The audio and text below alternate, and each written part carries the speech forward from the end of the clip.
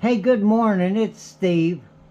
This isn't going to be entertaining, hopefully just educational, but I always talk about these coils of copper, and I do so in a way because I'm concerned about the output of that thing. Not only the electrical output, but the magnetic output.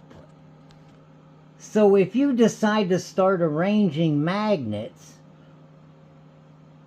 in an effort to create electricity with no regard whatsoever for the magnetic output doing this, you're going to run into trouble if you don't arrange the magnets in an orderly manner. Let me see if I can explain this.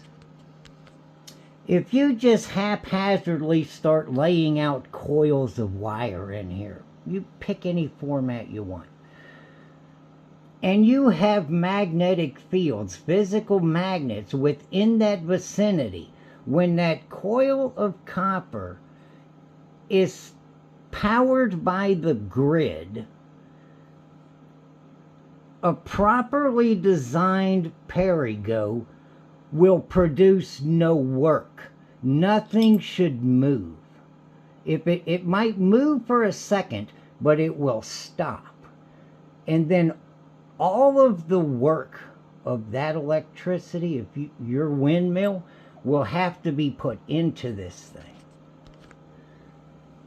And hopefully you recognize the fact that when you run current through a coil of copper, it's a relay. And it's going to just find a neutral position in here. The electric company is doing nothing more than giving you a magnet.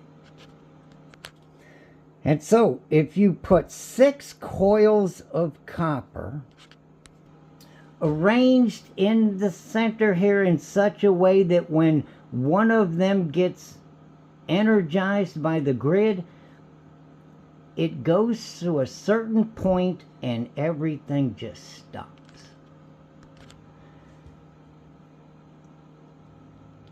But if you start moving either this one, or this one. Let's just say we decided to put a commutator or a split ring on it. Then as this input rotates these 3 mechanisms here, these 3 inputs, the magnetic field that the grid's electricity gave you turns these 3 inputs into a gearbox, but it's just like an oil pump. There's not physical teeth involved. The teeth of this gearbox are the magnetic fields that are occurring between here, here, and here. Okay? So if you can agree that the electrons that they're giving you are doing nothing more than creating a magnetic field, and you can agree that whipping magnets around copper starts putting it out, they put it in, nothing happened. You put it in with your water wheel or your wind generator. If you put it in, the coils and the magnets, this interaction starts creating the forces of Lenz law. And this is where people really think I'm crazy.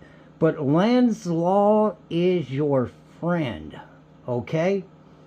Stop trying to fight Lenz law. It's your friend. Put it to work. So look at what's actually going on here, right? It's equal but opposite. If you get your power from the grid and you plug it into the coil assembly of this perigo, what happens when you create the magnetic gearbox? When you move the input, this perigo is going to go that way when you let go of it, right? It's going to be equal, but not, and it's going to push this perigo in a counterclockwise direction. if you energize it with the grid. If you start spinning it yourself, this one and this, you are spinning this one this way. There's magnetic fields being created because your input is creating the magnetic field. You're not buying it from the electric company. You're using your input to create the magnetic field. So as this thing is coming around here and you're doing this at the same time, you're going to get the same directional effect from Lenz's law. But you are rotating it the opposite direction of the grid. Man, hang on. Don't leave yet. So remember, it's electromagnetic induction. We have to be able to explain what we do theoretically before I actually do it. Otherwise, it's just smoke and hopium. But what actually happened is that we just identified an equal but opposite problem. To explain the differences that occur between whether we buy their electrons or we make them ourselves. There's an equal but opposite problem we got to deal with right now. Now, if you can agree that either situation creates Lenz's law, but we want to go this way, along with these guys, right? Everybody's all fat, dumb, and happy, spinning in the same direction. Coils of copper are going through magnetic fields. It's going to create some kind of electricity, but like I said, we are looking for Lenz's law right now, right? So we're going to start feeling this input on the perigo. And if we just did all this stuff and we don't know how to put this magnetic field to work, there's no point in going any farther forward. So let me see if I can show you what I believe is a method to put it to work. Now this might require a moment of imagination, but if you've ever rode a bicycle before, this is one of the pedals and this is the other pedal, a left foot and a right foot, and this perigo is the rear tire of a bicycle. I stole my granddaughter's little bicycle. If you can imagine this right here, those two inputs are the pedal, right? You step on it, it starts going clockwise, and the rear tire, being fed by the same input on the pedal, is going in the exact same direction. This is the physical concept that I hope you're aware of, so that when I describe what's going to happen with the perigo, you'll understand that in the back of the wheel, in this back tire, there exists a mechanical ratcheting mechanism. There is a pawl, probably some springs. Somehow or another, they are mechanically limiting the opposite rotation of this wheel if you give it an input, okay? So your water or your wind starts exerting force on your magnets. Your magnets start rotating. Your water is also applying a force onto the perigo. Everything just starts moving. You start creating electricity because this is happening. And then you start feeling this Lenz's law as you rotate.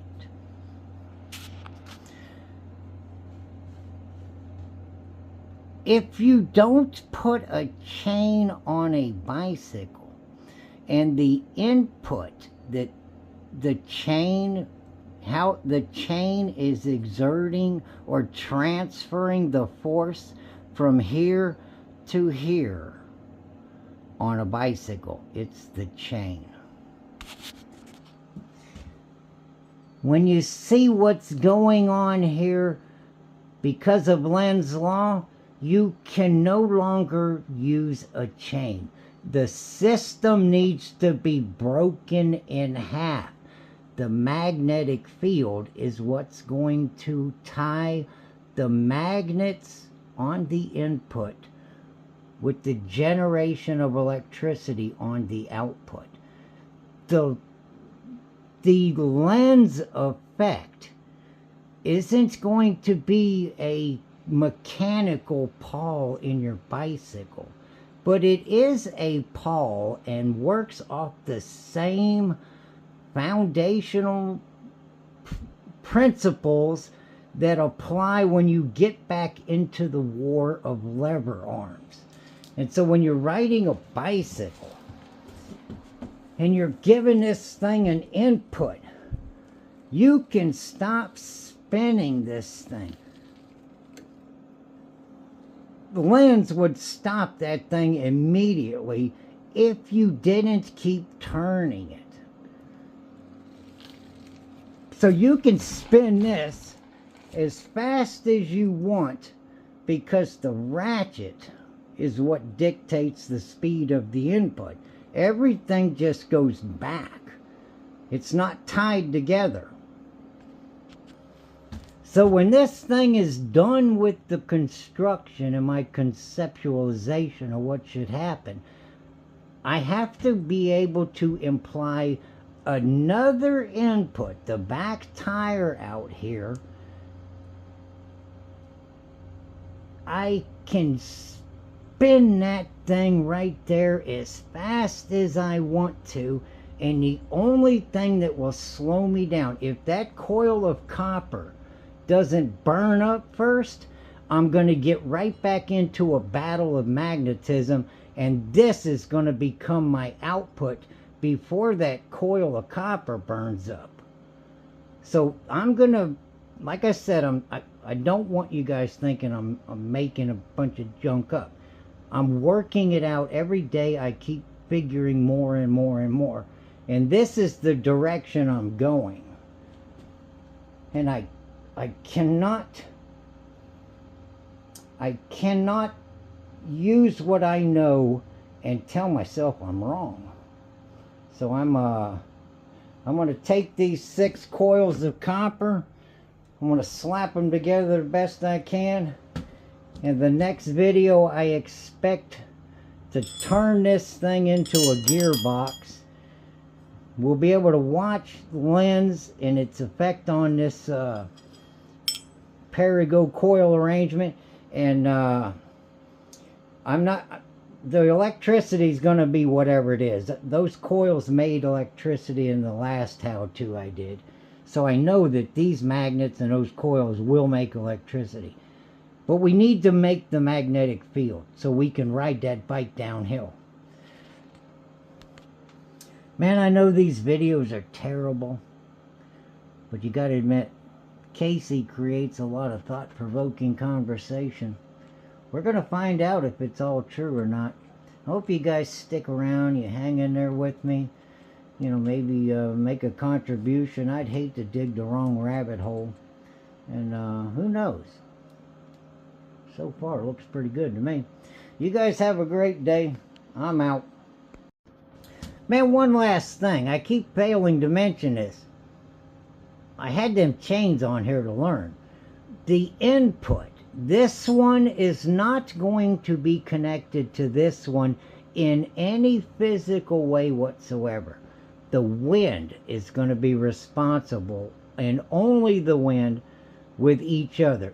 If there's going to be differences in the speed of these two inputs, turbulence, whatever you want to call it, and don't worry about that. It will find its center. it will magnetically find its happy spot. And then when we introduce the other output at the exact same time, it becomes a battle between the output of this gearbox versus the input. Think about it in lever arms. All right, you guys have a great day. I'm gone.